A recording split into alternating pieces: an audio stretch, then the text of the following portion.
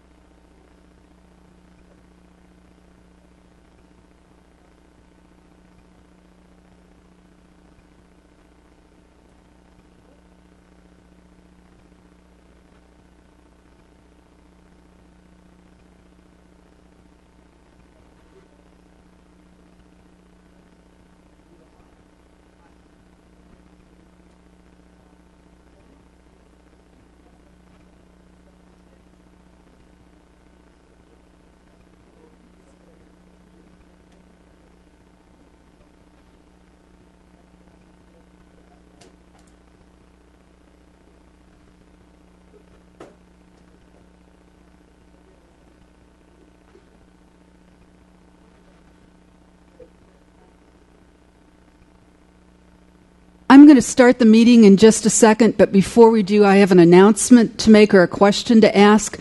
Did someone take the sign-in sheets from last month's meeting? From last month's meeting? Oh. Okay. Thank you.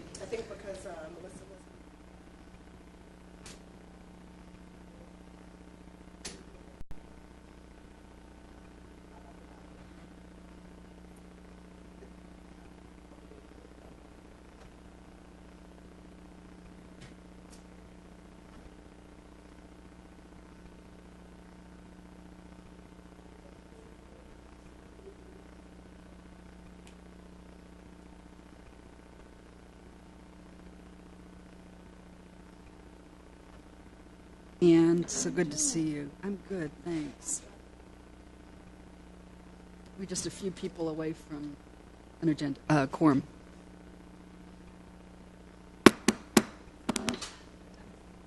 Good morning, everyone. Welcome to the October 2019 APAB meeting. I'm Debbie Skupczynski, and I am chair of NPUF and also president of APAB for 2019. I want to welcome you to the meeting. I'm going to begin with introducing those that are in front. To my right is Ann Phillips, who is our finance secretary. And to my far right is Leah Ruru, who is the interim assistant director of NPU support. And to her right is Samantha Terry Smith, who is new to the team and new to supporting APAB. So thank you and welcome to the meeting. We are glad to have you here.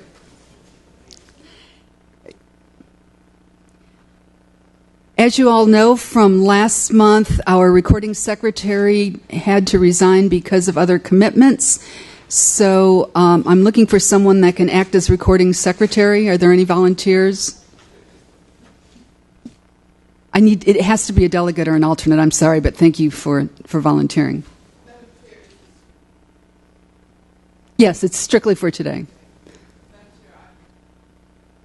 Oh, thank you so much. Thank you. Okay, I don't think we need a motion for that, so thank you. As a reminder, APAB is an official city board and a representative body of the 25 NPUs, with each NPU having a single vote. Each NPU chair must formally notify the Department of City Planning and APAB of their official delegate and alternate, and only those delegates or alternates may vote. If you have been selected or elected a delegate and your name was not on the sign-in sheet, it means that your NPU chair did not make that notification. If you believe that there is an error, please contact Leah LaRue or Daniel Vasquez, or I guess Samantha, to update our records. It's important that we have those.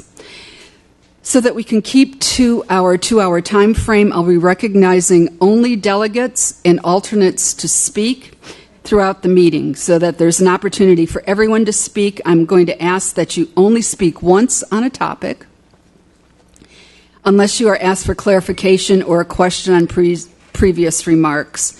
Please, no hogging the microphone, please. Time has been set aside for others to speak during public comment at the end of the agenda. So it's important that we get to the end of the agenda so that we can have public comment. Y'all on board with that? Okay. Please keep all questions germane to the topic being addressed and respectful of everyone in the room. I'll be watching the time and may need to cut off discussions so that we can get through our entire agenda, including public comment, before Channel 26 cuts off at noon. If you wish to speak, please come to the podium and identify yourself by name and NPU, and if you're a delegate or alternate. Comments made from the floor will not be picked up by Channel 26.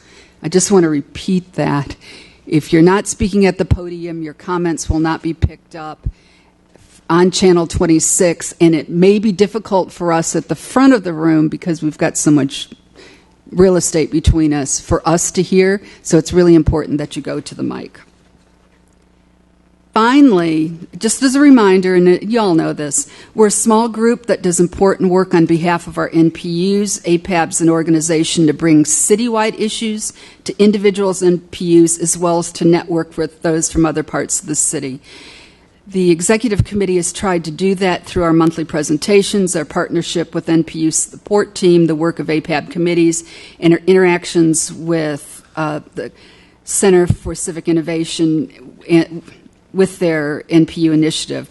But we ask that you, and here are your responsibilities as a delegate or alternate, to take back what you learned to your NPUs, participate in the meeting, ask questions, and to volunteer for a leadership position or to work on one of our ad hoc committees. Today we're going to be asking for volunteers, and so I just want to remind you there aren't a whole lot of us that can volunteer, so we're asking you to jump in and help us. I don't think there are any roles that require more than a couple hours a month, so come join us. There is a need that everyone here can fill. I think we're pretty close to having a quorum, so I'm going to take the roll. We do need 13 under our current bylaws. I'm going to call the roll by NPU, and if you're here, please raise your hand, and we'll verify that you're an authorized delegate or alternate. NPU A, NPU B, thanks, Richard. NPU C, NPU D, Ken, thank you. NPU E, NPU F, that would be me. NPU G, thank you, Sonia. Thank you. NPU H, Barbara, glad to have you here. NPU I, Ms. Glover is out of town, or has another commitment today. NPU J, NPU K, thank you, Ms. Thomas. NPU L, thank you, Courtney. Thank you. Let me make it. NPU M, NPU N, NPU O, NPU P, NPU Q. I know Mr. Toomer's on his way. He's just sent me a note. NPU R. Great. Donovan? Thank you. NPU S. Are you Morgan? Oh, welcome. Okay, you're a new alternate. Thank you. NPU T. Present. Thank you, Terry. NPU V. NPU W. Mr. Carr, glad to have you here. NPU X. NPU Y. And NPU Z. Thank you. I saw Mr. Scott here. Oh, there you are. I'm sorry. I count 1, 2, 3, 4, 5, 6, 7, 8, 9, 10, 11. Are you getting 13 NPUs? I only counted 11, but let me. Oh, good.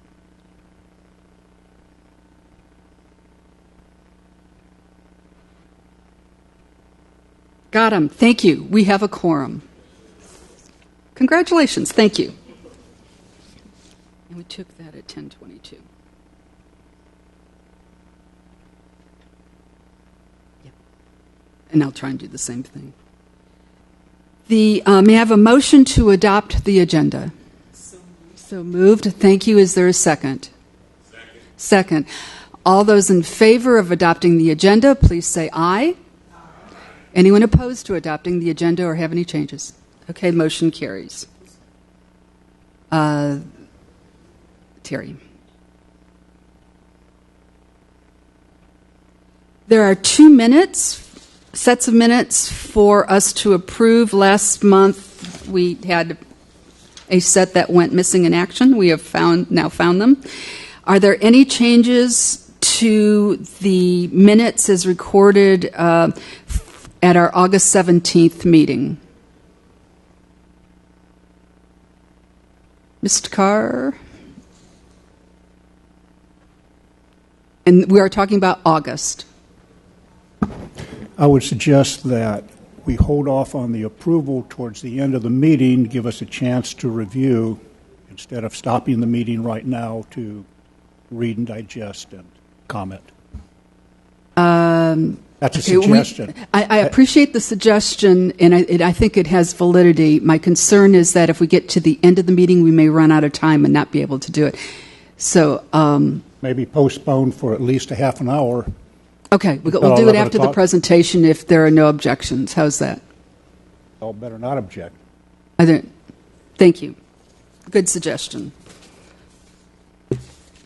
All right. Right. We'll do them after the presentation. The first thing on our agenda today is a presentation by Beltline Rail Now. Matthew Rao from BRN is here, and we've asked him to limit his presentation to 10 to 15 minutes, including questions, just as a time frame. Thank you. As our chairperson said, I'm Matthew Rao. I'm a resident and business owner in NPUM in my private life, and I am a co-chair of the organization Beltline Rail Now. I have a question for you all today. It's more of a rhetorical question than anything else. Why do you think that a citizens organization, a grassroots group, would come before you and ask you to support more parking along the Beltline? On the face of it, that might sound like a ridiculous idea. And earlier this summer, our co-chair, Patty Durand, was quoted after the State of the Beltline breakfast as saying just that. The Beltline is a project that's been under development for nearly 20 years in this city. It is a great example of a citizen-driven and government-driven project to do something different with transportation, with city design, with planning. And we've all been counting on a light rail corridor to make up for the need for parking. But that's not what we're getting. We can keep going with the slides, please. What we had envisioned was a 22-mile loop connecting 45 neighborhoods, creating the possibility of affordable housing, of a car-free life, of a greener Atlanta, something that looked like that all around our city.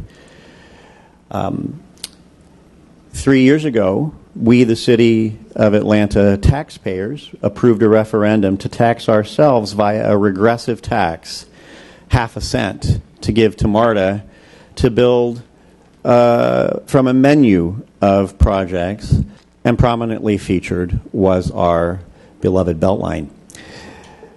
Today, Beltline Rail Now was successful in getting the lines on paper.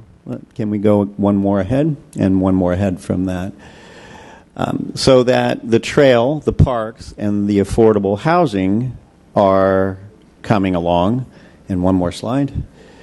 But where is the transit? When is it? What we learned this summer is that the rollout plan for construction of transit brings the first transit online on the Beltline, a short segment between Irwin Street and Ponce City Market, only by 2030, and that the rest of the project, when it is built, will not be built until 2045, and that at that time it will not be the entire 22-mile loop. Transit-oriented development is the creation of compact, walkable, pedestrian-oriented mixed uses communities centered around high-quality train systems. That's a lot to digest. But what it really means is that as you look at this map, it means that in order for transit-oriented development to work, the transit has to be there. And it can't be a suggestion that we get on 2 or 3 or 4 buses to get to MARTA, to get where we're going. The beauty of the Atlanta Beltline is that it has always been designed to connect 45 neighborhoods to MARTA. And when I say MARTA, I mean MARTA's heavy rail system at 4 cardinal points, north, south, east, and west.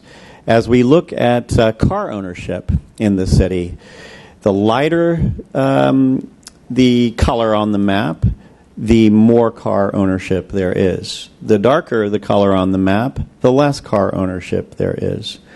Earlier I mentioned that we're paying a regressive tax. That means that the people who can least afford to pay the tax are paying the greatest proportion of their income towards the tax. And they largely lie in that segment west, southwest, south, and southeast along the Beltline. And they are the last people who will be served when the project is built. Why wouldn't we be saying to you that we believe what others believe? We just need to grow the pie and everything will work. There's not a project on that More MARTA list that isn't worthy. They all are. In fact, some of them have huge needs and have had them for decades. But the City of Atlanta citizens voted, and let's hold this slide for a moment, please. The City of Atlanta voted when, in 2012, the entire region failed to approve improvements for transit. And the City of Atlanta said to itself, let's have our own 0.5% sales tax to finance MARTA improvements for us.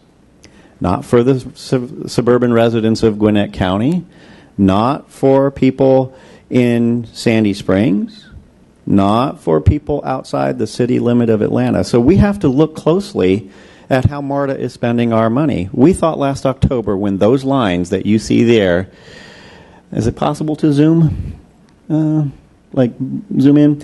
There's the line of the Beltline that goes around. You see about 2/3 of it on the paper, and that's what MARTA put on paper. And that 2/3 represents building the rail on the amount of land that the city currently controls. That northwest segment has always been a difficult piece. So we had to watch closely when this June the regional transportation plan came out, and it was the Emory-Clifton corridor that is on the front end of the priorities for build, and it is the Beltline that comes much later. The Emory-Clifton corridor is a worthy project, but it is a project that was not in the City of Atlanta when we voted, not entirely within the City of Atlanta now, and does not benefit, thank you, the most City of Atlanta residents where they live or where they work. In fact, if you look at the employment of Emory University, a large proportion of the employees live north and east of the university. If you look at the employment factor for Piedmont Hospital, which has 2/3 the number of employees that Emory does, they are largely south and east and within the City of Atlanta. So I'm here to say, wake up and look out, because MARTA is the authority to spend our tax dollars, and the only say we have is to get loud.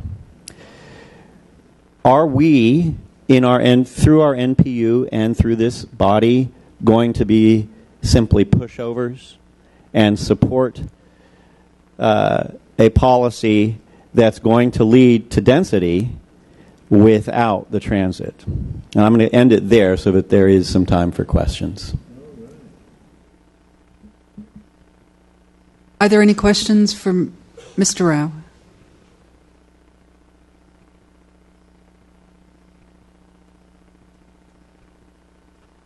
One of the elephants in the room is CDC and Emory. And it appears that they're going to siphon off literally millions to avoid rapid bus transit, for instance, on Campbellton Road and on other arterials. That also includes siphoning money off of the Beltline 22-mile loop. So this is something I've noticed for many years about Emory behind the scenes trying to pull their economic strings. Would you like to comment to that? I'd be glad to. More MARTA calls for light rail, four major light rail projects. More MARTA calls for the Beltline.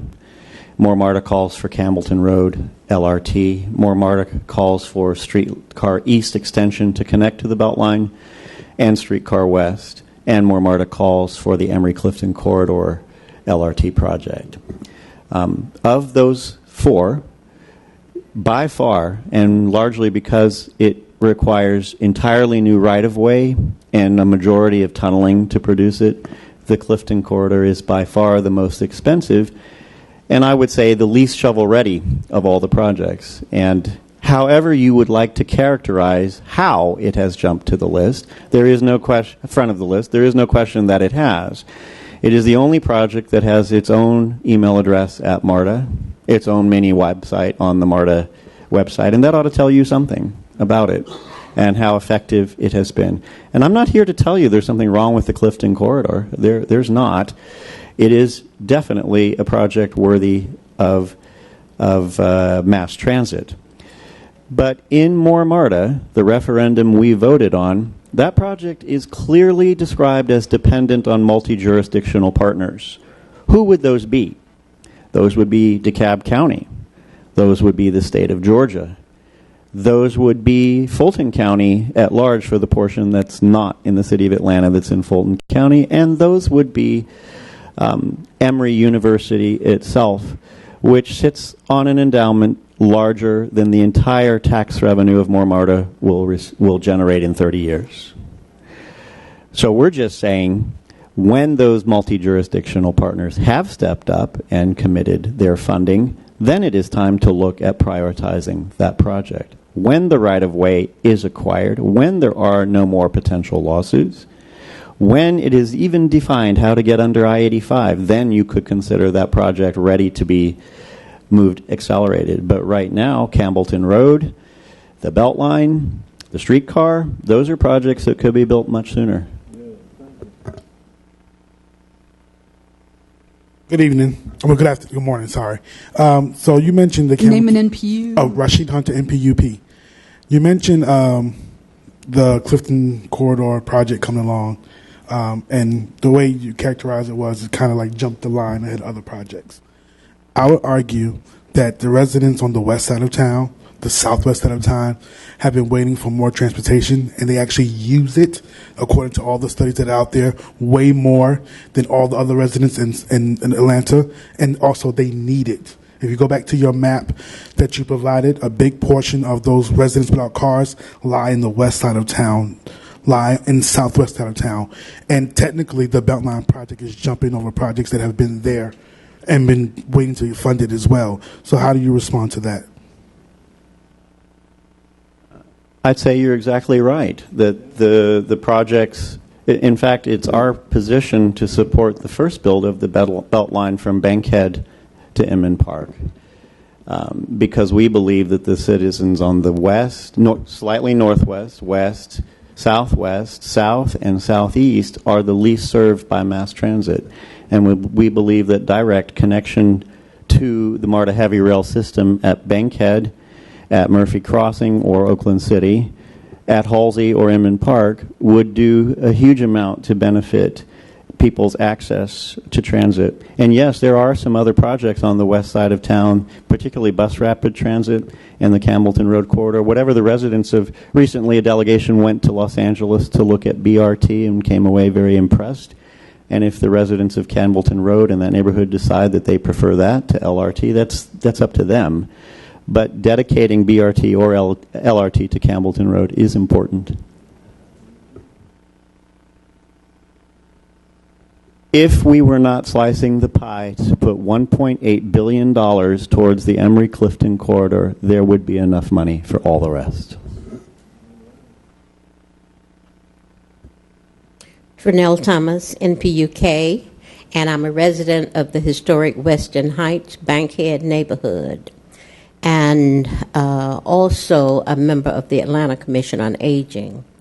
And in transportation, what considerations are being made to the graying of Atlanta, to the graying of America, so that seniors will have access to quality transportation, particularly those seniors that don't have a whole pile of money, like myself and many others?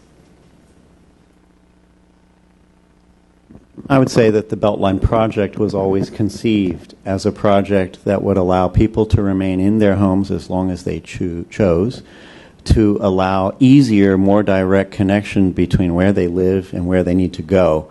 Not just as commuters, because seniors aren't commuters in this traditional sense that people working a job are, but they need to go places, and they need to be able to be reached by other people who also may not have cars or may not choose to live in a car.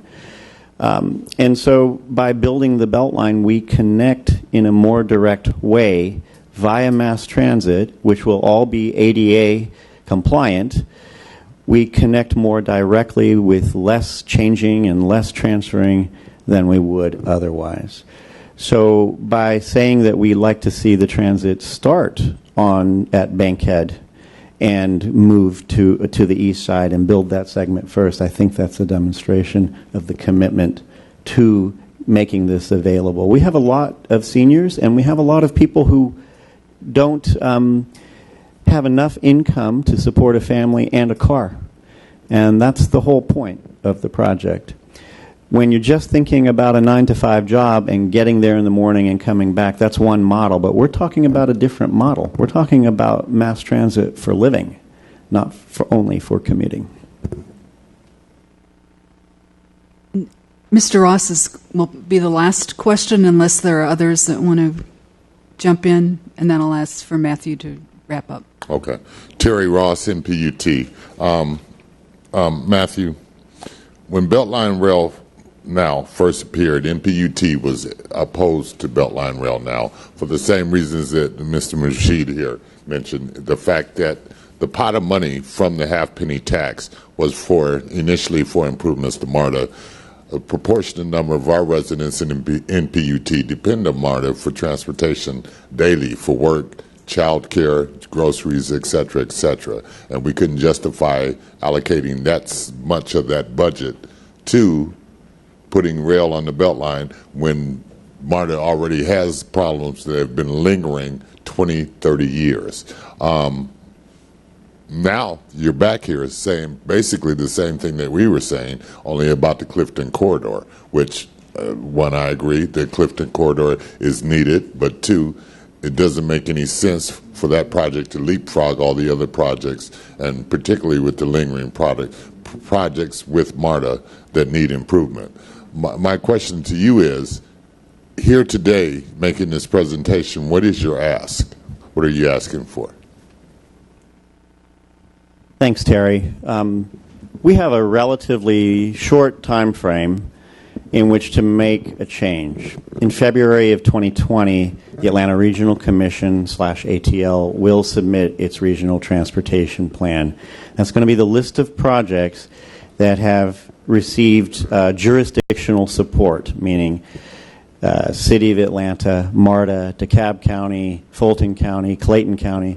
The RTP is the single document that the federal government recognizes when grant applications and matching funds are sought. So if a project is not on that list, it means it did not have local support for funding, and it cannot be considered for federal matching funds. And that's the shift we're trying to get. We're trying to get the rest of the Beltline on the RTP. Who can help us do that? We believe it's Mayor Bottoms herself, because she is the one with the power. The City Council has declined to take a stand. The City Council has turned over its prioritization authority to MARTA. MARTA is a quasi-accountable body. Some would say not accountable. But let's just say quasi-accountable body. So our campaign for the rest of the year, and there are some flyers here on the table. If you didn't get one, you can pick one up, is to let the mayor know what we think, and to tell her that we think that the entire Beltline, as the City Council and previous mayors have supported it, should be on that RTP. If you sign the petition, that's the least someone could do. We plan to deliver all those signatures in person to Mayor Bottoms herself at some point this fall. 8,500 people plus have signed that petition already. You could add your names and share it with 2 or 3 friends. That's my ask. To call her office. If you've ever done that, we understand that that makes a difference when you call an elected official yourself and you say what it is you believe. Or to write by email.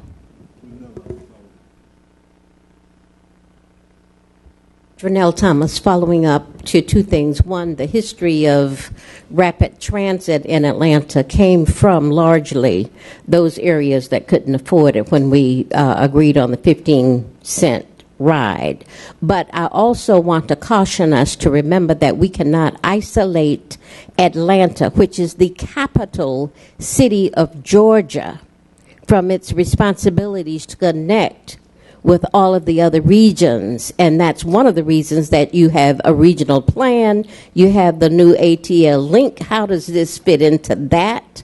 And to make sure that we are truly serving those persons that are giving MARTA and using MARTA. I use MARTA, and making it better for all of us to be able to use it for both work, get to transportation, and other places that you need to go.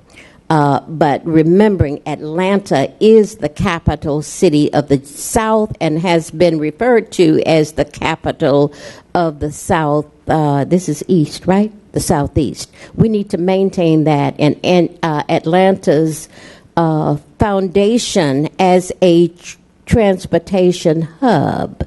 And we can only do that by being sensitive to the greater Atlanta. Thank you. And I'm going to give you last words unless you just have a final statement that you want to make. I think I've given the call to action to the group, and I'd just like to respond to Dronell and just say that we don't know what will happen with the ATL. We hope that it will be well-funded and able to give its funding to the multi-jurisdictional projects like the Emory-Clifton corridor, like the infill stations we need to build on MARTA to connect the Beltline to it, and to Clayton County Commuter Rail, and to Campbellton Road LRT. We hope that the ATL will have that kind of authority and funding. We just don't know yet whether that will happen. In the meantime, we, the city of Atlanta, are 3 years into a half-cent tax, and we want to say, look out about how that money is going to be spent. And don't wake up 10 years from now and figure out that your money is not being spent on you. Okay, great. Thank you. We're going to wrap up this part of the conversation. Thank you for being here, Matthew, for sharing your presentation. Okay. We are going back to Mr. Carr's suggestion, which is to approve the minutes of the August and September meeting. May I have are there any corrections to the August minutes? Seeing none, may I have a motion to adopt? So moved. Is there a second? Second. Thank you, Terry. I'm going to call the question. All those in favor of adopting the August 17th minutes, please say aye. Aye. Any opposition? Any abstentions? Great. You're abstaining? Thank you. Okay. Just a word about abstentions in NPUF. We abstain with conviction, so real high. Okay, next is the September minutes. There is one correction, and that is the date. I've made the change on your copy. It's the September and not the August minutes. Are there any changes to these minutes other than the date at the top?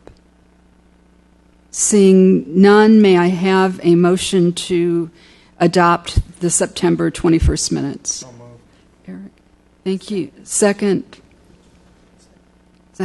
Yeah, Ann did. All those in favor of adopting the September minutes with the change of the date at the top of the page, please say aye.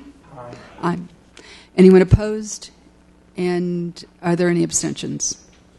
One abstention. Great. Thank you. Yeah, one abstention on both.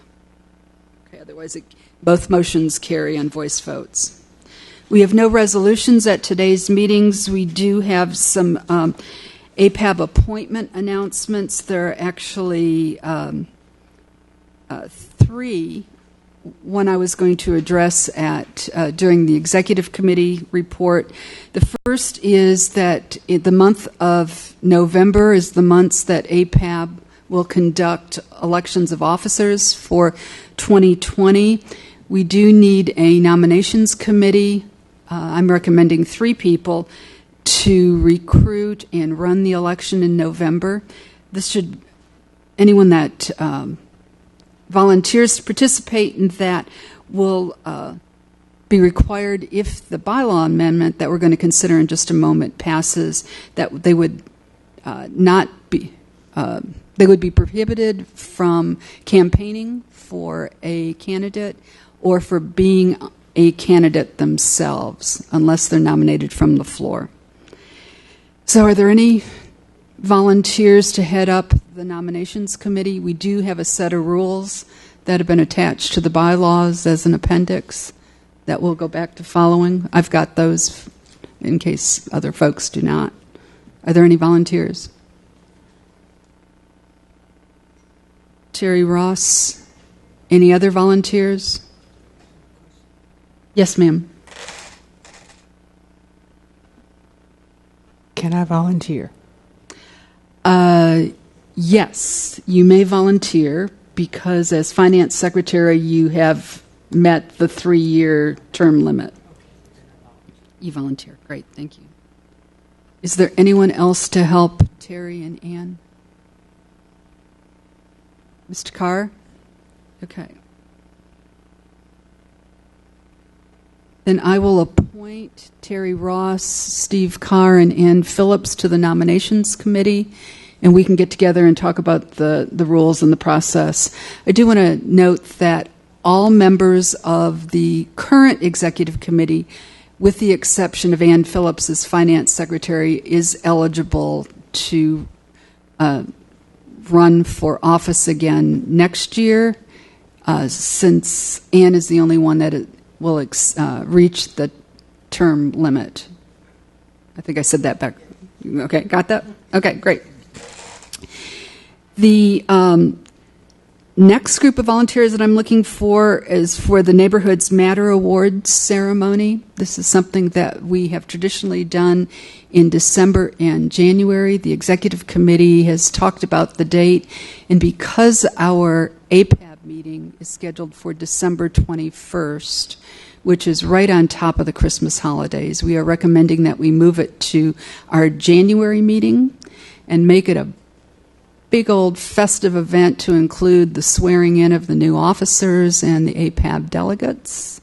So I'm looking for someone that will assist 2 of our current executive committee members, Ann Phillips and Eric Toomer, on that committee to help with the planning.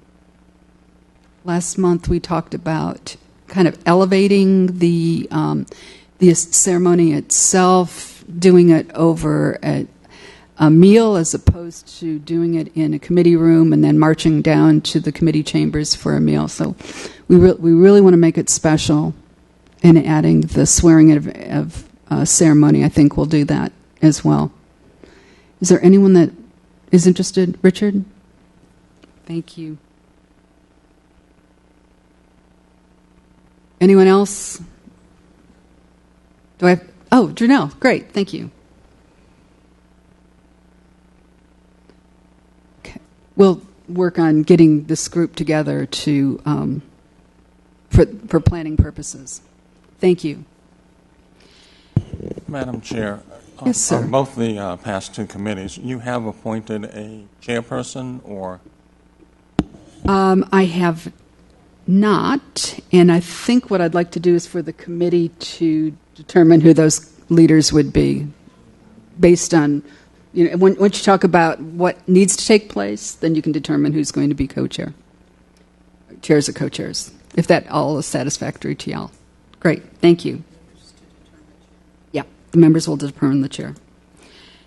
Next on the agenda are proposed bylaw changes. We did discuss these changes last month, and I'm going to turn this part of the discussion over to the bylaws chair, Eric Toomer. On the front table is a listing of the bylaw changes and how the new bylaw will read. So if you haven't got a copy of that, you can get one on the table. Thanks. Okay, hi, I'm Eric Toomer, Chairperson NPUQ, First Vice President, and also the Bylaws Chairperson.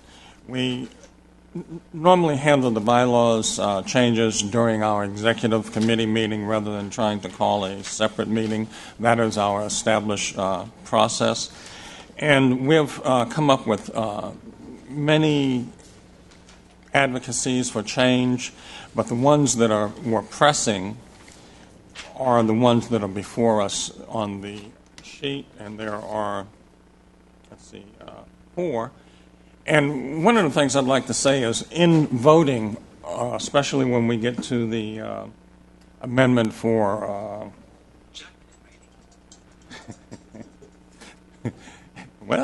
for the quorum change, if you were to vote, please vote yea or nay, because when you abstain, it is a no vote because it is stated that we have to have a present, or the number is counted as present quorum.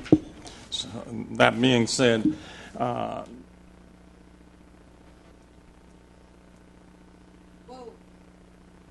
you're out of order, sir.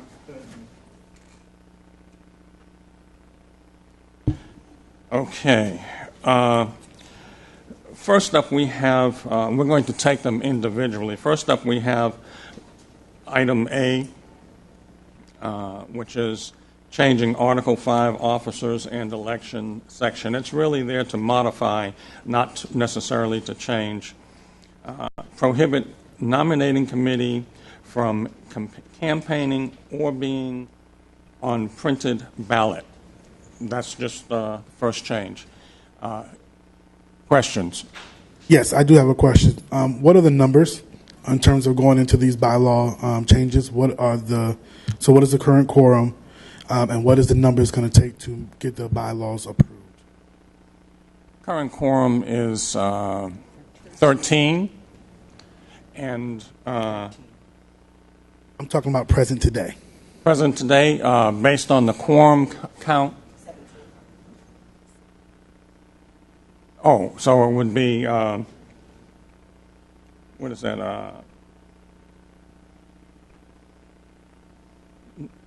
That would be 9, which would be 2/3, I believe.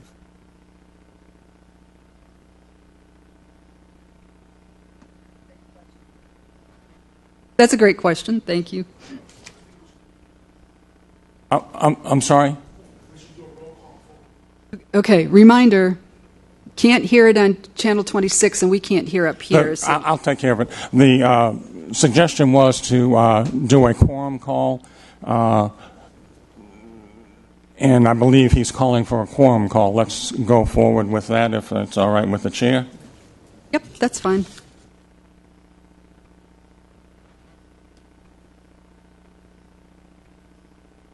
Well, it is present, so that's why a quorum call would probably be necessary.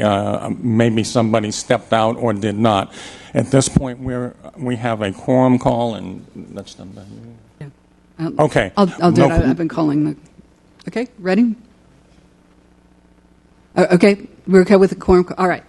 NPU A, is there a delegate or alternate present? NPU B? Yes. NPU C? NPU D, Ken, thank you.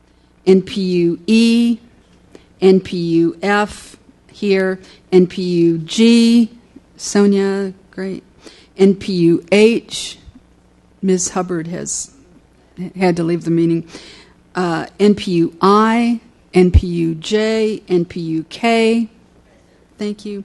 NPU L, present.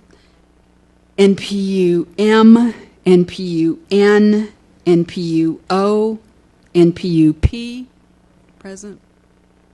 NPU Q, Present. NPU R, present. NPU S, present, great. NPU T, present. NPU V, present. Thank you, Columbus. NPU W, NPU X, thank you, Michael. NPU-Y, and NPU-Z.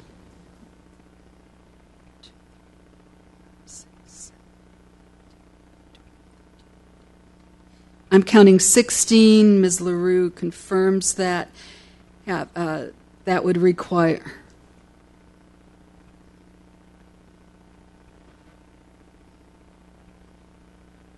(16) and an amendment to the bylaws, and I'm reading from the approved bylaws. These bylaws may be amended at any regular meeting of the board by a 2/3 vote of the members present, provided that the amendment has been submitted in writing at the previous regular meeting, and provided that notice of intent to consider said amendments have been included in the notice of the meeting mailed to each member as provided for here and above. We have done both. So 2/3 of that would 11. Okay, again, please consider voting yes or no on the first item. We're still entertaining question period. Seeing none, I turn it back to the chair to call for vote. All right. Since we are all in the room, we're going to try this first with a hand count. Although in favor of the... Are we only doing number one? We're doing one at a time, yes, ma'am. Okay, and we're not doing all of A. We're doing just A1. A1, okay. So the motion is to approve the change to Article 5, Section 3, which is officers and elections. The first change, number 1, which is on the sheet. All those in favor, please raise your hands. 1, 2.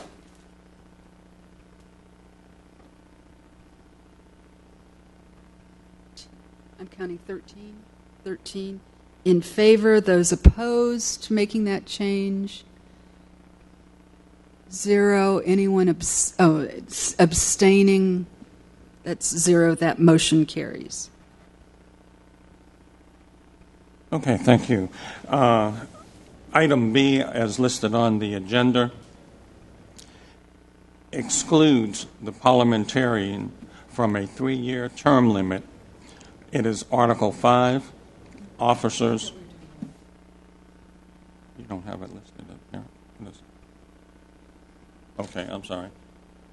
Members of the nominating shall remain neutral. Oh, yeah. Members of the nominating committee shall remain neutral to the slate of candidates and shall not canvass for or promote or speak on behalf of or against any candidate. That's kind of straightforward. It we just want to make that clear so that we have a restriction on that. Any questions? Seeing none, I turn it back to the chair. All right. Folks are still in the room. We're going to do this by hand vote. All those in favor of... Yes, sir. Oh, we just voted on that. No, we voted on A1. We are now doing A2. We're just taking everything step by step instead of... Oh, I'm sorry. Okay. So there is a sheet that has red writing on it, okay, and that should have been on the table. We will close. Yeah. Yeah. Do you have a copy, Rasheen? Okay, great. Thank you. All right. The motion from the Bylaws Committee is to approve the change, or actually the addition to Article 5, Section 3, which is officers and elections, to include the language, members of the nominating committee shall remain neutral to the slate of candidates and shall not canvass for or promote or speak on behalf of or against any candidate. That is the motion. All those in favor of the motion, please raise your hands.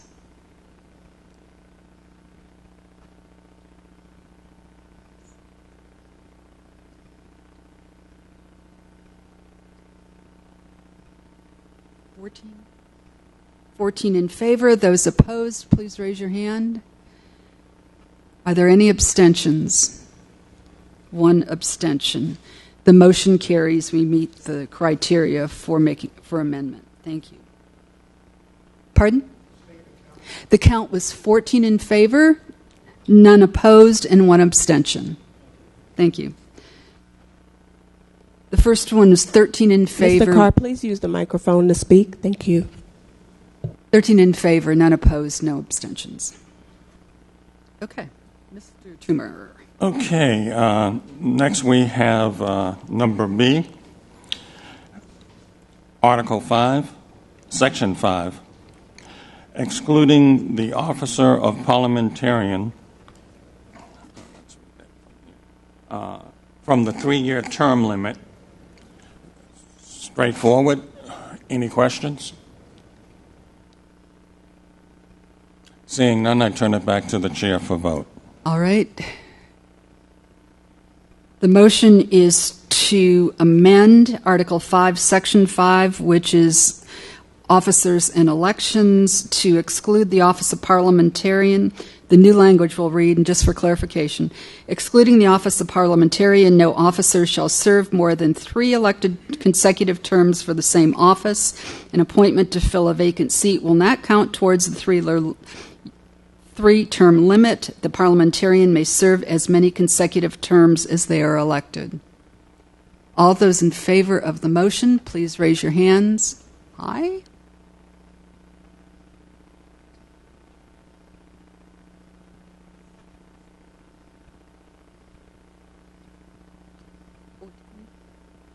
It's 14 in favor.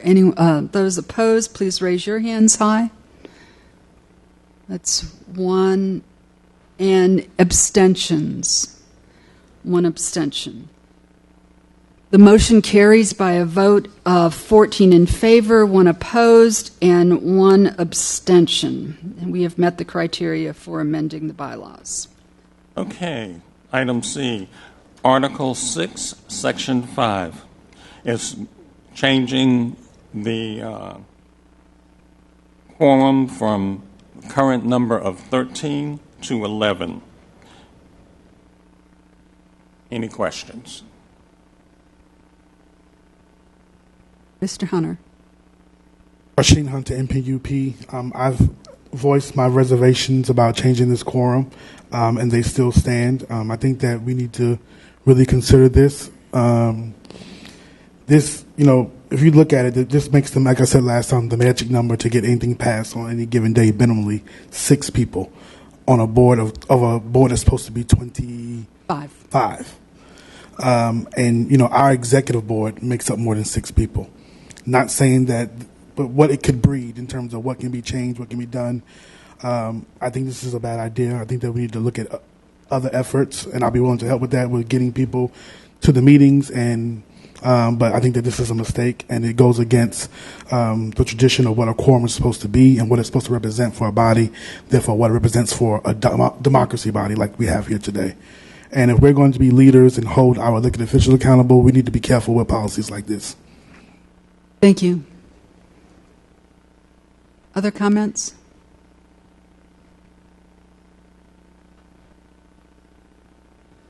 NPUB. I appreciate that comment there. The way to ensure that you have a voice is to show up. And we've been having a problem with people showing up. If you don't have a quorum, you can't do business. You can't have a meeting really. And I urge you to vote for this, because the net effect of this is essentially to allow us to continue to have meetings when we meet the attendance number that historically over the last, year or so we've been getting. And I don't think that's a very radical idea. The truth is that there are several NPUs that never show up, and there are some that occasionally show up. And while I appreciate the concern about making sure that you have a voice in votes that are taken here, the way that you do that is to come to the meeting. And if you don't come to the meeting, You cannot deny this body the opportunity to transact business. So this is a very small shift. I think it's wise, and I urge everyone here, even if you're not sure, to vote for it, because we can always change it again. If we find out there's something wrong with this idea, we can revise the bylaws again. So this is pretty harmless. Thank you.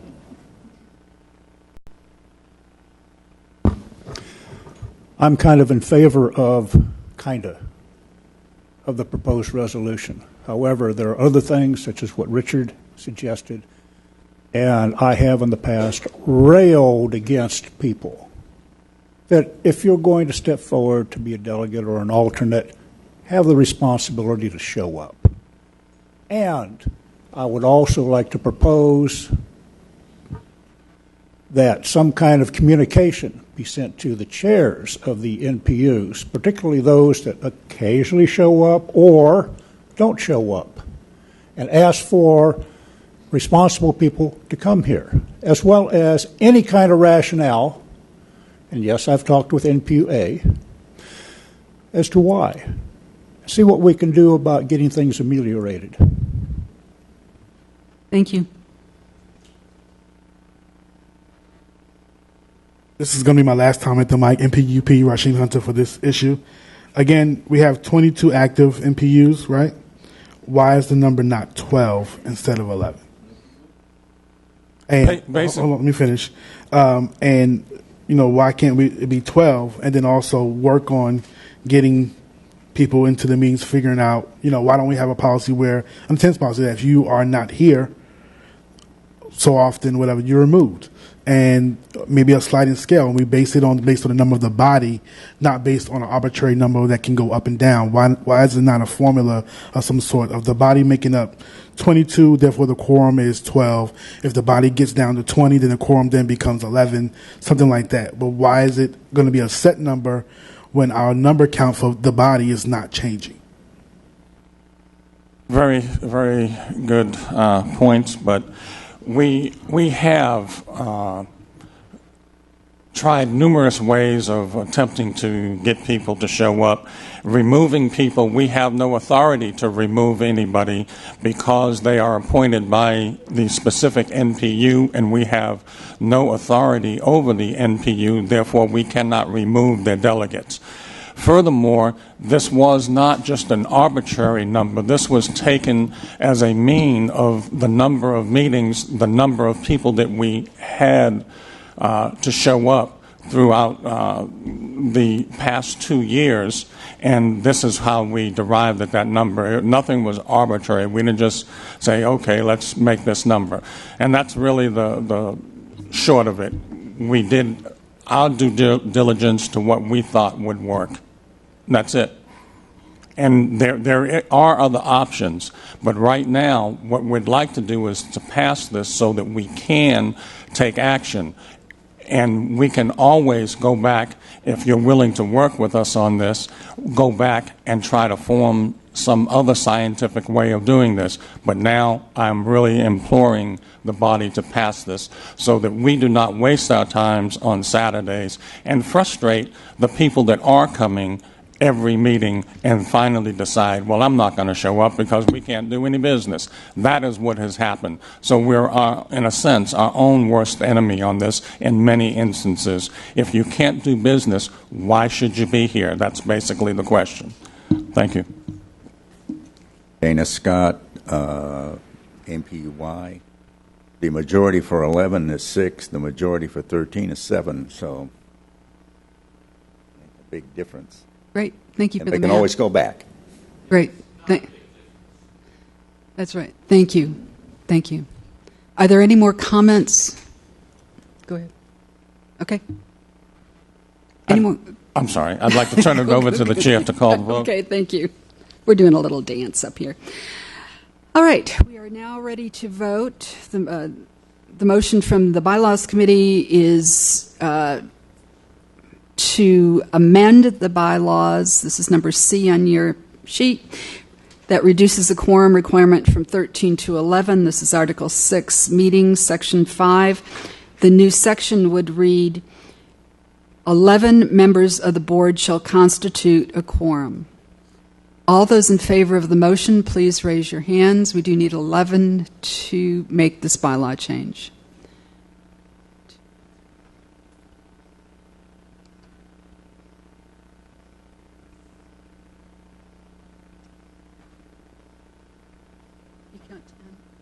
Can you raise them really, Terry? Okay. 10 in favor. 10 in favor? Those opposed, please raise your hands. I'm counting 2. The 3, I'm sorry. And those opposed to the change? Those abstaining is, I count 3. 2, 3. Up, Two, high. two. High, 2. Okay. All right. The motion does not carry. We needed a vote of 11, and we only received 11. So that bylaw change does not. Motion does not carry. 10 in favor, 3 opposed, and 2 abstentions. Okay. Mr. Toomer, number D. Okay, number D.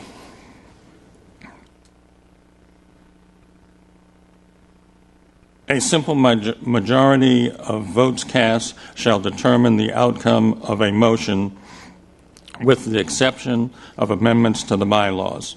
That's part 1, and I'm going to take this all together because I don't think it's relevant anymore. Item 2, amendment to the bylaws requires a 2/3 vote of those members present for approval. Any questions or comments about that change? The reason why we're not going to vote on number 1 is that this actually splits the current bylaw into 2 statements, and there's no change to the first statement. So it's in the bylaws currently that a simple majority of votes cast shall determine the outcome of a motion with the exception of amendments to these bylaws. So the motion from the Bylaws Committee is to amend Article 6, Meetings, Section 6, to read, a simple majority of votes cast shall determine the outcome of a motion with the exception of amendments to these bylaws, and 2, amendments to the bylaws shall require a 2/3 vote of those members present for approval. We ready to vote? All those in favor of the motion, please raise your hands high. Thank you, so we can see it. 1, 2, 3.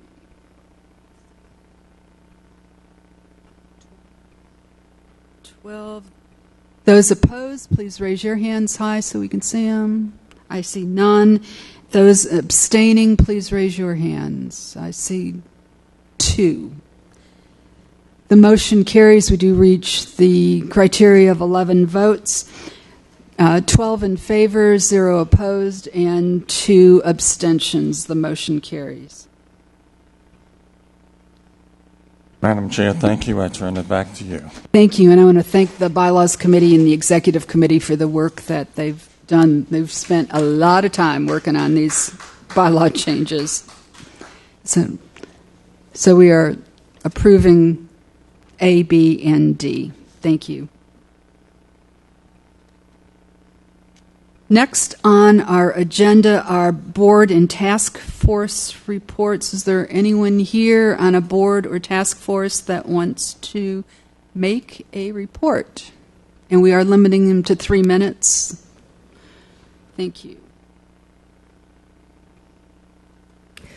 Janelle Thomas, and I'm reporting for the Licenses Review Board and the July, how did I get to July? The October 22nd meeting, which is Tuesday, has been changed, and it will be on the 29th of October. Any other questions? That's good information to know. Thanks. How was your Detroit meeting? Detroit? Oh, I'm sorry. That's ACR. I'm sorry. Wrong board. No, I didn't go to Detroit. But one more thing, and I'm not, I'm the vice chair of the Atlanta Commission on Aging, and I was not present for a presentation that they made to the Committee on Council, but from what I understand, it went well.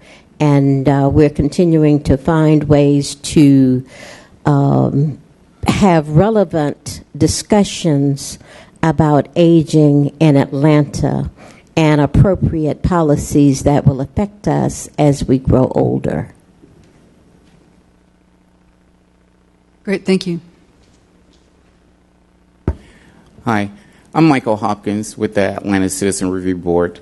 Yes, we did go to Detroit. I was one of the Detroit individuals that had a chance to visit Detroit for the first time. It was great. I think it was over 500 people, one of the most heavily attended conferences. For our September report, there were 15 complaints during the month of September. The complaints have been referred for mediation. The mediation does not fall through, is not successful when they're recommended by the investigating committee. Also, we have 13 remaining complaints for September. As I understand it, that in the meeting in Detroit, it was found that the majority of the boards did not actually review cases. They only reviewed the reports that the police set out. Therefore, there was nothing investigative being done by the majority of the other boards that were present. And I say majority, a large number. Mm-hmm. Atlanta was one of the few that actually gave their board power to investigate the actual incidents that were, or the claims. Is that, could you elaborate on that a little bit? Well, I think Lee attended most of that because we had an option to attend different traits that they had. But you're true saying that. They did say that Atlanta was one of the number one leading oversight committees. I was trying to lead you, but I'll just go ahead and say it. Okay. From what I understand, what Atlanta came out on that was that they were going to review their process and possibly go to review the police report as opposed to investigate the incident. If I'm incorrect, please let me know. Yes, you're correct with that because I remember Lee speaking in terms of that, but. I just know that they are going to start modeling after some of the way that we cover our cases. Okay. Oh, they are going to change to the way Atlanta does, yes, and not the reverse. Exactly. Okay, I misunderstood. Wow. Thank you. May I help out a bit? Mike, do you mind if I just add a little sure. bit? Yeah. Go ahead. I sit on the ACRB with Mike, and that is one of the issues that makes Atlanta's oversight model superior to many of the other jurisdictions. We literally have a separate and bona fide investigative staff that interviews to the fullest and provides us with transcriptions of witnesses who themselves spend years, in some instances, investigating. What I think Mr. Toomer is hearing is correct. What seems less bona fide are the jurisdictions that have oversight whereby they defer almost exclusively to the police themselves who are being, where there are allegations of misconduct. It's almost like the chicken guarding the hen house, that they themselves are providing the report, which in itself is almost a conflict because you are self-reporting. So but there's lots of oversight models out there. But indeed, we in Atlanta are very, very fortunate that we have a budget that allows for a separate, autonomous oversight, civilian oversight. Thank you, Ms. Hawkins. Did that help you at all, Mr. Yeah? Yes, I was trying to expose what had taken place, and that worked just perfectly. Yeah. Very good. Thank you. Right. Thank you for your report. Is there anyone else that is on a board or task force that wants to make a report today? Okay, I'm seeing none. We're going to committee reports. The CDHS committee did not meet this month, or the zoning committee, both headed up by Jim Martin. He is out of the country. Committee on Council, do you have a report? Thank you.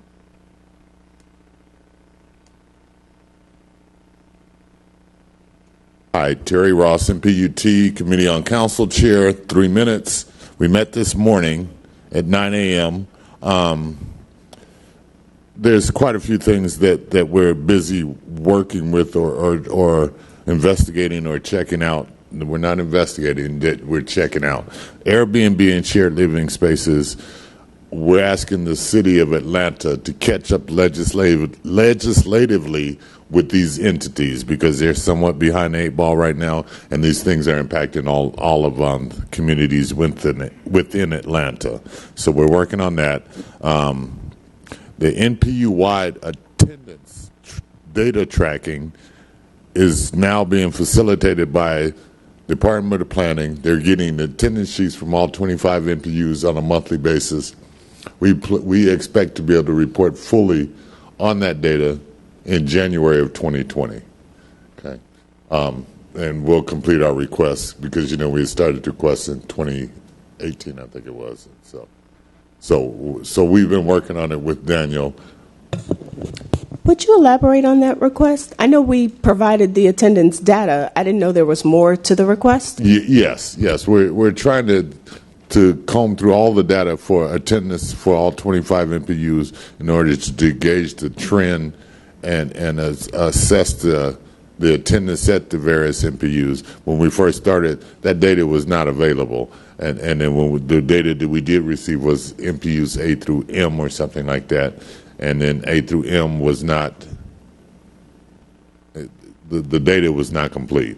You do have all of the complete data today, though, correct? No, I do not. I have not followed up with that. I figured I'd wait until the end of December when you guys have the entire year's info, and then make the request. We have sent that data out, and we will send it out again, and we can also send it out at the year end. Okay. So that you'll have it for the whole year. Okay. Mr. Ross and Ms. LaRue, quick question for you. Am I understanding that you're sending to him the sign-in sheets from the NPUs, or you're just sending them listing of the names of the attendants, just the names? I will actually pull up on the screen what we've sent out. Right.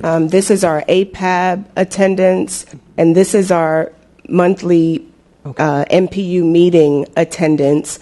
We have a cleaner version that we've sent out to APAB, but this is what we use internally to track the data. Just the numbers. And there are a couple, I don't know if you can see it because it's kind of small, but there are a couple of months where either NPUs did not meet or we did not receive the data, and so you'll see data unavailable or no meeting. But generally, we have all of the data up until the end of September. We refresh it once a month at the end of the month. Correct, and actually, I correct myself. I did receive those. Yes, sir, you did. Yes, I did.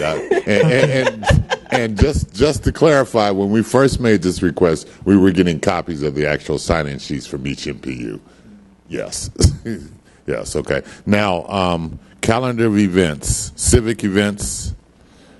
Committee on Council is working to put together a citywide calendar of civic and neighborhood and community events. And so that's something that we're working on. We'll hoping to report this in November, possibly December. Venue matrix. We're also working on a matrix for venues citywide for neighborhood and NPUs in search of meeting spaces and in search of those resources. Committee on Council is working on that currently. We hope to have it to you by November. Okay. Legislative Analysis Committee actually exists for this within the city of Atlanta and is a resource for every NPU chair and every NPU zoning committee.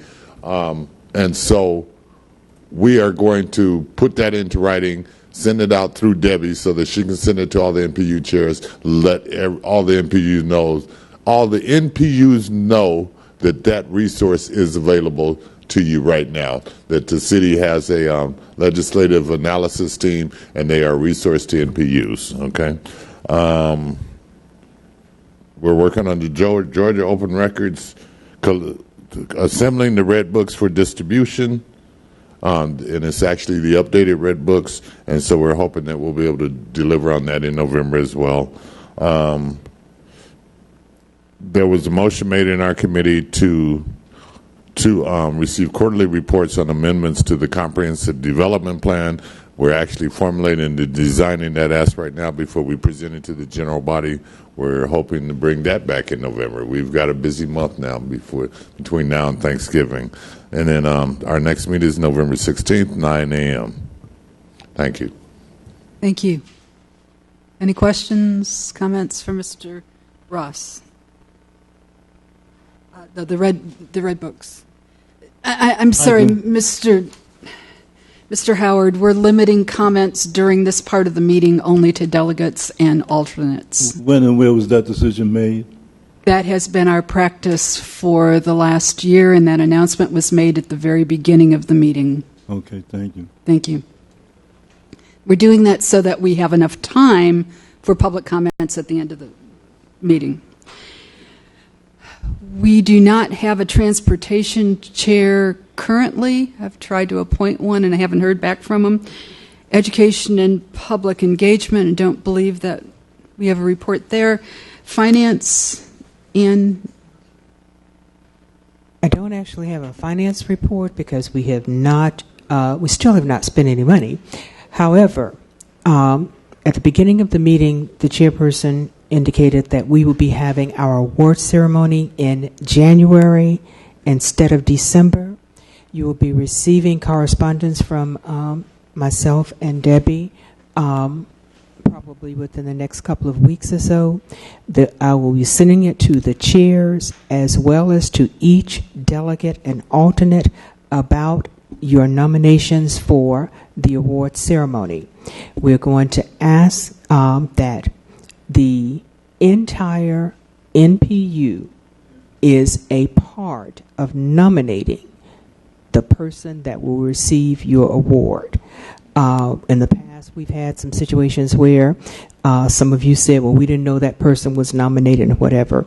So each of you will receive the same correspondence that your chairperson receives. And that would give you all, I guess, your November and or December, your November meeting to go ahead and nominate your person, because you'll have, I think, probably to maybe the first or second week in December to get that nomination to us. Please keep in mind that we have to order the trophies that they get, and we have to allow them some time. So please keep this in mind. Look for the emails from us. And if you have any questions, feel free to give me a call or just send me an email. Thank you. Thank you. Are you suggesting that APAB is setting the rules for the NPU by which they nominate their person? Because in some instances, the NPU chairperson has the authority to nominate and not necessarily the entire body. It's a rubber stamp vote, if you will. Well, we are asking the chairs to include the entire NPU, if at all possible, because in the past we've had a lot of confusion that we didn't know this person was nominated and that's not the person the NPU wants, stuff like that. And we're just asking you all to work together and come up with one nominee for this year's awards. However your NPU does it, that's up to you all. But what I'm saying from our standpoint is we will be notifying the same correspondence that we send to the chairs will go to the delegates and the alternates, so you all can work out how you select your person or how whatever your policies are. But we just need one nominee, and we need to have that on time. Once we give you the deadline date, that will be the deadline date because we have to order those awards. Yeah, I believe there's great merit to the question that Mr. Toomer raises, and that in a more democratic process, as Ms. Toomer is saying, that there are times when the general body of the NPU is unaware of even the process or even the nominee, and that it may be more democratic that our rules reflect that it's mandatory that that decision of who is the nominee go back to the NPU body and not, again, remain in the hands of maybe one person who, not intentionally, but fails to disseminate the choice and or the process. And as a reminder, these are NPU awards and not NPU chair awards. So we want to make sure that they reflect the feelings of the entire NPU. I don't think that should be a burden to any NPU chair. But more importantly, I think Mr. Toomer, if I'm not mistaken, was raising the issue that we may need to codify in either our rules, our processes, or am I mistaken in your saying that? Hopefully the NPUs do what's right and takes the information to their body. However, APAB, as I understand it, cannot set rules for the NPU. And so it would have to be put in the form of a polite request and then somehow state that they follow their process of nomination. But we cannot dictate, that's my point, we should not dictate to the NPU how they handle their business.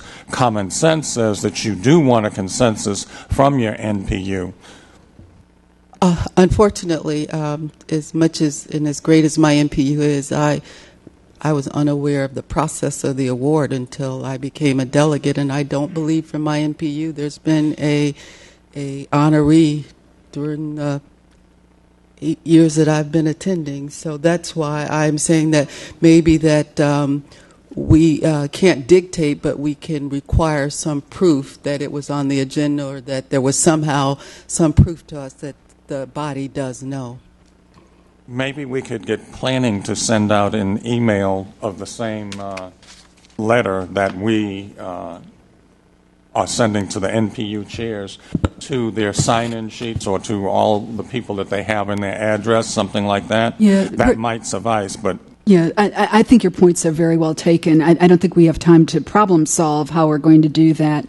And these are APAB awards and not planning awards, so I want to make sure that we stay within our proper lanes. I think your point is very well taken that we cannot dictate to the NPUs on how they make the determination, but what we can do is ensure that the delegates and alternates are aware of the process. I believe in the past it only went to the chairs. So if we open that up, the delegates and alternates can use their role to make sure that those awards the nominees are part of their discussion just by bringing it up on the floor. Ms. Thomas? Madam Chair, you said exactly what I rose to say, is that these are APAB awards and NPUs are participating in the APAB award process. Thank you. Any other comments, or Ann, is there anything that you want to add? Thank you. Any further bylaw report? No, I know. I just wanted to make sure that you didn't have anything else that you wanted to add in bylaws. Oh, no, yes, I did have one request.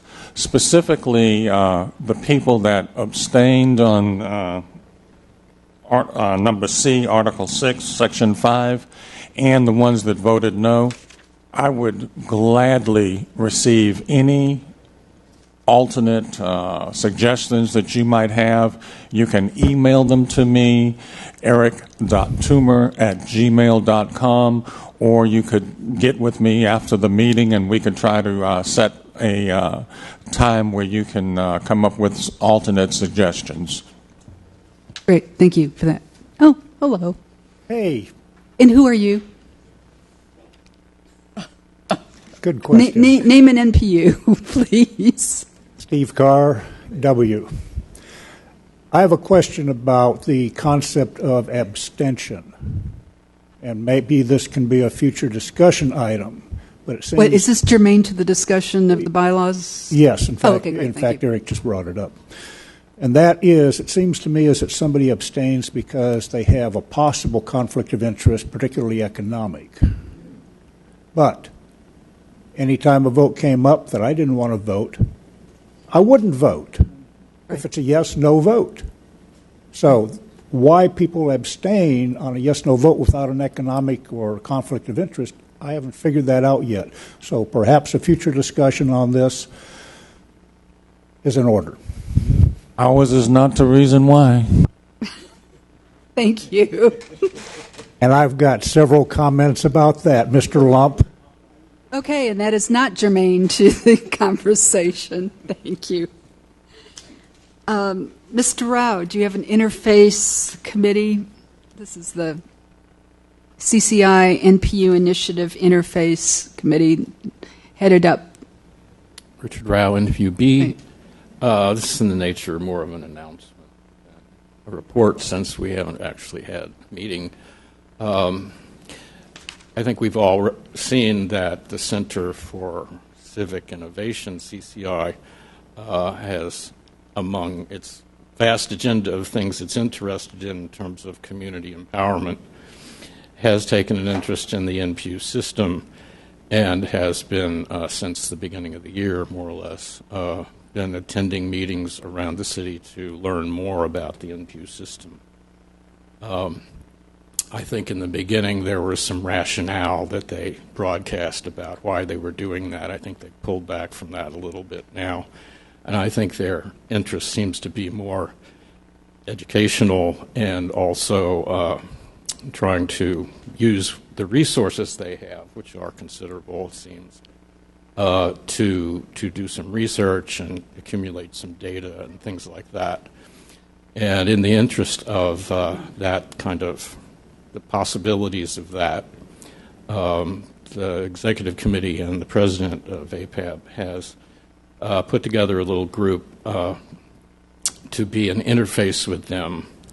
And I think from our perspective, the idea is the energy that they are going to expend on this, we would like to see it directed toward, at least in part, aside from satisfying their own interests, whatever they may be, to produce some sort of a usable end product which is reliable and valuable, that we might disseminate throughout the NPU system and possibly deliver a copy to planning or something like that, which would give a slightly different perspective than we've had to date, or a more in-depth perspective than we've had to date. So in the interest of doing that, this group of 3 or 4 people that Debbie has put together from all 4 corners of the city are going to meet with them and just kind of listen to what their ideas are and maybe act as a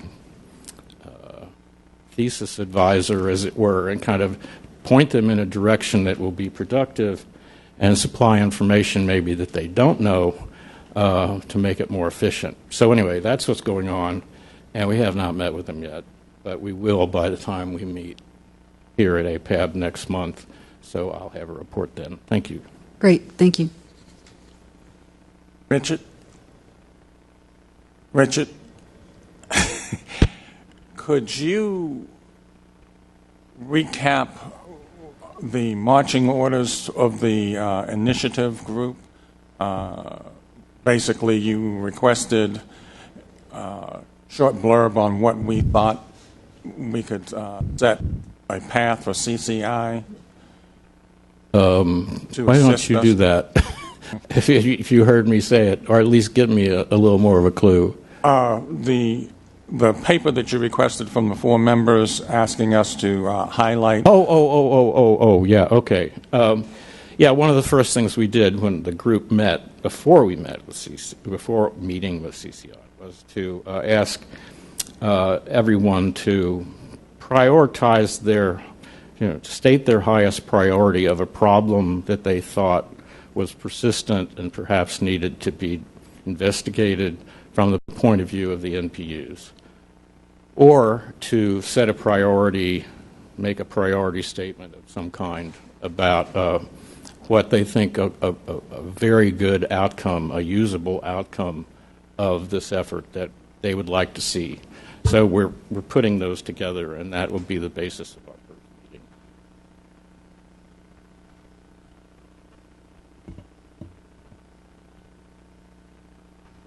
Yes. I'm glad Richard mentioned CCI, and you all have mentioned CCI, because I would like to mention Kyle Kessler and his virtual single-handedness of saving 152 Nassau Street from the destruction by the new hotel, Jimmy Buffett's Hotel. Yes, downtown. thank you, but that is not germane to the discussion. That's true, it's not, but CCI was mentioned. Thank you. Thank you, Thank Kyle. you. And we will recognize that at the end of, during public comment. I'm going to move into the executive committee report. A couple things. One was that the executive committee met on October 6th to discuss today's agenda, which you have in front of you. We also discussed the Neighborhood Matters Awards ceremony and APAB's position on the CCI initiative. After a lengthy discussion, we agreed that I would serve on an advisory board of CCI on the NPU initiative. I did attend a meeting on Thursday with that group. It is just getting underway. It was mostly a get-to-know-you group, but also we had a pretty good discussion about the survey. And as chair of NPUF, I am taking that to my NPU to do kind of a practice to see what kind of responses that they get for that. The copies of the discussion items are here on the front table if anyone is interested in them. I didn't make a whole lot of copies, but if you are, I can send. If I don't have any more left, I can send them to you. One action item for me at the meeting was to determine with the law department what or if there are any limitations there would be for an NPU chair to be appointed to the License Review Board. I'm still waiting for a response to that. It does get a little tricky for a chair to sit on that board when they are also making specific decisions about an alcohol license within their NPU. So we just want to make sure that we know what we're getting into if a chair is appointed. One item not discussed at the executive committee meeting, but I do think of interest to y'all, is that I found a technical expert, actually much better than I thought, to examine the state of our APAB website. If you've been to that website, you know that there isn't anything there except an opening page. And he's going to take a look at it and make a recommendation how we can get it up and running. It is one of... It is someone that helped us develop the NPUF website. They did a fabulous job, and I think that if they're amenable to it, that we could get a budget in order to get that up and running, so that we can put our resolutions, we can put the names of our delegates, we can get our bylaws up in a public place so they're easy to find and easy to use. Earlier this week, actually, it was just yesterday, I think, we received a resignation from Ms. Barbara Ward Groves. She is resigning from the Atlanta Citizens Review Board, representing NPUs M through R. She will stay on the board effective through the end of the year, December 31st. We do need to replace her because she's giving us some time to refill her. We'll send a notice out to those NPUs asking for recommendations. We will also be asking both Barbara and those that are sitting on the board to be available to talk to anyone that may be interested in sitting on it so that they know what they're getting into and what kind of commitment needs to be made. We do have a representative from NPUF that's sitting on the board that I think... Mr. Hardy, Jim Hardy is doing that, and I think that helped him before he made that decision as well. There are also 3 openings on the Beltline TADAC that we need to fill, as well as the LRB. The descriptions for those openings are on today's agenda on one of the pages. Interested candidates should send a letter of interest and the resume to apabatlanta@gmail.com so that we can get those get in place. And they must, one of the criteria that I think that I'd like to begin to use is be active members of their NPU. If you're representing the NPUs and APABs, you should know what NPUs are all about and what kind of issues that are confronted on a daily basis. Any questions about the executive committee report? I have one. Yeah. It seems like that the board appointments were really not limited to the specific NPUs as stated. It seemed like we visited that last year, and so I believe that it is open for any. Everything except the Atlanta Citizen Review Board's open to everybody, but that one specifically states that our representatives come from a group of NPUs. Okay, I stand so corrected. that's the only one, and you're right for everything else. Any other questions? Great. Ms. LaRue, do you have a Department of City Planning report? Do I ever? Okay. We're out of business in 8 minutes. Talk fast. Okie dokie. I have a whole 8 minutes to myself. Oh, that's going to be fun. We also want to sneak in a little bit of public comments. I promise I won't take 8 minutes. Great, thank you. So first of all, thank you all so much. I would be remiss if I didn't start my report by thanking you for all the support that I've received from you over the last 6 months. I promise you, your calls and your emails and your text messages and your voicemails and your calls and your calls and your calls, they are my fuel. I am so appreciative of the support that we get from all of you APAB delegates and MPU chairs for the work that we're doing. We appreciate that. So thank you. I want to start by introducing our newest team member. I alluded to her last month, but she hadn't given her notice yet, so we didn't call her out by name, but Samantha Terry is sitting next to me. She's our new MPU program manager. If she is familiar to you at all, it's because she was the community affairs coordinator for the Department of Public Works and very actively engaged in the MPU system already through Public Works. We are very proud to have snagged her for DCP, and she's already doing great work. She hit the ground running.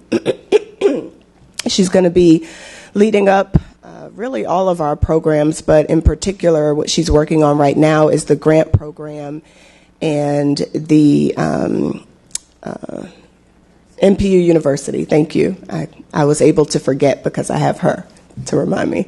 We're also, of course, in bylaws review period. We will have comments back to you all by October 30th. I can report pretty proudly that we only have 3 MPUs that are not in compliance, that we have not received bylaws from as of yet, but we have heard from those chairs that they'll be submitting them shortly. And so thank you all for getting your bylaws to us for review. Really excited to reiterate that our listening session will be held on Thursday, December 5th at 6:30. You should all have received, or at least the chairs should have received, a save the date for the listening session. Again, that's Thursday, December 5th at 6:30. We'll be hoping to just let all of you know how much we appreciate you by feeding you real good and listening to you, hearing your thoughts on your experience as chairs and what level of support you get from the city, what level of support you would appreciate getting from the city, how things work in your MPU, how things could work better if you had this, that, or the other thing. We want to hear from you. Our department leadership will be present, as well as some other folks. My team, of course, will be present to take notes on everything that you have to give to us. You will be getting, I started an email late last night and I didn't finish it, but you will, over the next couple of days, get an email from me on noise variances. We are required by city code to send those out to you. We have some logistical things to work out internally, but you will be getting those notices via email if you're an MPU chair. If not, please let your chair know that they will be getting those notices. We can discuss this in detail later. Maybe next month I'll have a better update for you. On the dashboards, we are sending out correspondence to recruit for the focus group. I think we already have 2 people that volunteered to serve on the focus group. We're looking for approximately 6, I think. So if you're interested in that, those folks will just be testing out the dashboard, using it regularly, and making recommendations for tweaks, etc. Playbooks. Really proud to report that, actually, I'm proud to report that I believe every request APAB has made of our department, we have met that request or are currently working on that request. So I'm really proud of that. Yay. Thank you. Thank you. I think it was our June meeting or July where we were asked to, it was July, where we were asked to send out copies of the playbook to each of the MPUs and the summary. We were able to locate those playbooks. We've sent them out already to 13 MPUs. The rest will have them by the end of the month. And Samantha's working on ordering the reprint of the summaries because we don't have additional copies of those. So we're going to order some more of those. And it looks like we're still on track to have that done. I had promised you all that we'd have them done by the end of the year. We're still on track to have them out in all of the MPU's hands by the end of the year.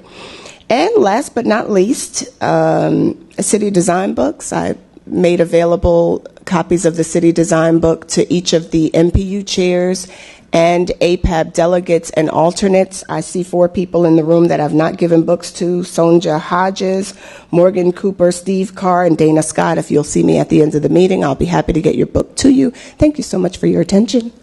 Thank you. Questions, comments? All righty. I'm moving along. Upcoming events and meetings. November 3rd is the APAB Executive Committee meeting from 4 to 5:30. That's on a Sunday.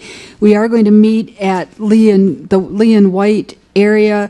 Don't know exactly what room yet. I still haven't gotten an email back from your contact, Terry. But that place is happening, and we're going to be there.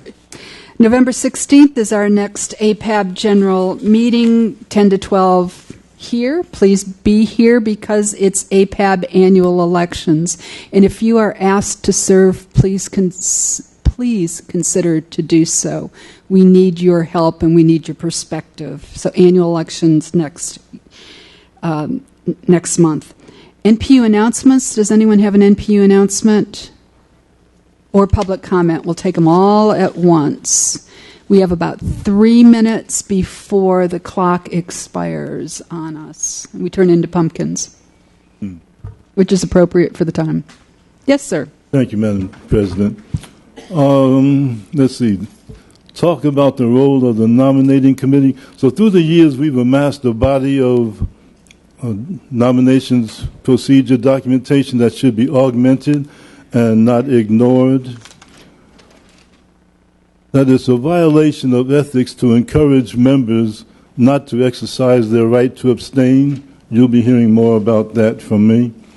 Voting by hand is a violation of the Georgia Open Meetings Act. The Georgia Open Meetings Act requires that the minutes shall reflect how each member voted on each matter before the body, and you'll definitely be hearing more about that from me, and a lot of the things that you took action on today in violation of Georgia law, we'll see how that stands. No authority to remove a delegate. In Article 9, parliamentary authority, you refer to Robert's Rules of Order for any matter not covered in the bylaws, and failure to attend is an issue that can be addressed through the procedures outlined in Robert's Rules of Order. Our NPU coordinator's report was given last month after the meeting had adjourned and after APAB was off the air. For the benefit of the public, I request that we do a redo on that report. And the APAB Committee on Council agreed by majority vote that a motion be presented to you. That motion was not presented. And so in the interest of time, I'm not going to request that the meeting be extended, but we'll just have to correct that oversight next month. Thank you.